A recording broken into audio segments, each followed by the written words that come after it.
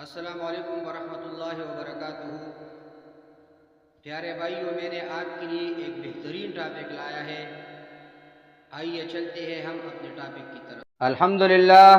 الحمدللہ وکفا وسلام علی عباده الذین اصطفا، اما بعد فاعوذ باللہ من الشیطان الرجیم، بسم اللہ الرحمن الرحیم۔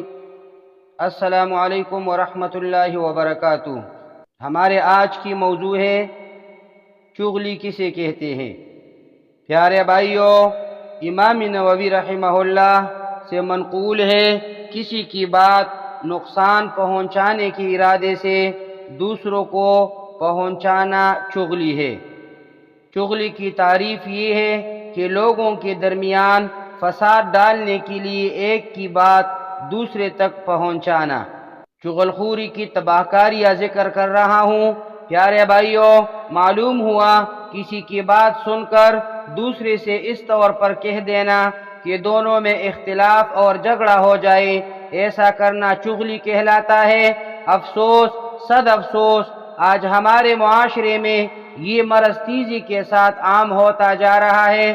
پہلے کے لوگوں میں احترام مسلم کا جذبہ کوٹ کوٹ کر بھرا ہوا تھا اور ہر مسلمان دوسرے مسلمان بھائی کی عزت کی حفاظت کرتا تھا، مگر اب ہر طرف نفرتوں کی دیواریں قائم ہو چکی ہیں۔ چغلی کی اس تباہ کن بیماری کے سبب اب گھر گھر میدان جنگ بنا ہوا ہے۔ چنانچہ کل تک جو ایک دوسرے پر جان نچھاور کرنے کے دعوے کیا کرتے تھے، جو ایک دوسرے کی عزت کی حفاظت کرنے والے تھے، جن کی دوستی اور ان کے اتفاق و اتحاد کی مثالیں دی جاتی تھی، جنہیں ایک دوسرے کے خلاف ایک لفظ سننا بھی گوارا نہ تھا، جو ایک دوسرے کے بغیر کھانا تک نہیں کھاتے تھے، جو برے وقت میں ایک دوسرے کے کام آتے تھے، جو ایک دوسرے کو نیکی کے کاموں کی ترغیبیں دلایا کرتے تھے، چغل خوری جیسے منحوس شیطانی کام کے نحوست کے سبب ان کے درمیان نفرتوں کی ایسی مضبوط دیواریں قائم ہو جاتی ہیں کہ پھر وہ ایک دوسرے کو دیکھنا بھی گوارا نہیں کرتے۔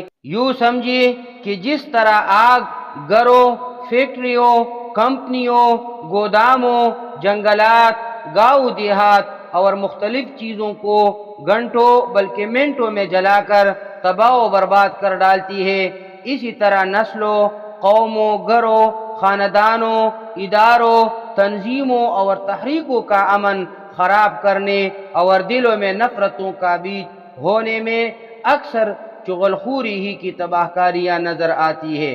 پیارے بھائیوں، اسی چغل خوری کے سبب اساتذہ و طلبہ میں ٹہنی ہوئی ہے۔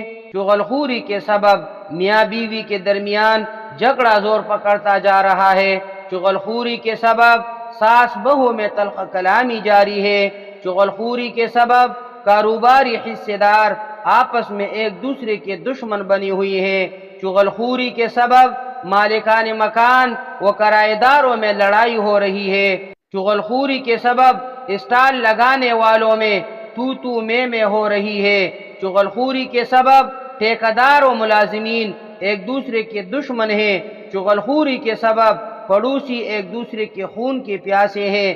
چغل خوری کے سبب رشتہ داروں میں خانہ جنگی کا ماحول گرم ہے۔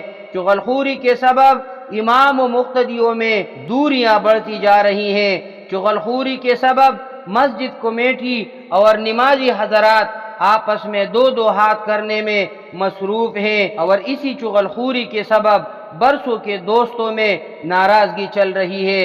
اگر ہم نے قرآنی احکام کو نظر انداز نہ کیا ہوتا، اگر ہم رسول اکرم صلی اللہ علیہ وسلم کے فرامین پر عمل پیرا ہوتے، اگر ہم نے اپنے بزرگان دین رحمہ اللہ علیہم اجمعین کے ارشادات سے نصیحت کے مدنی پھول چننے ہوتے، اگر ہم علماء حق کے دامن کرم سے وابستہ رہتے، اگر ہم نے چغل خوری کی تباہ کاریوں کو پیش نظر رکھا ہوتا، تو آج ہمارا معاشرہ بھی امن و سکون کا گہوارہ بنا ہوتا۔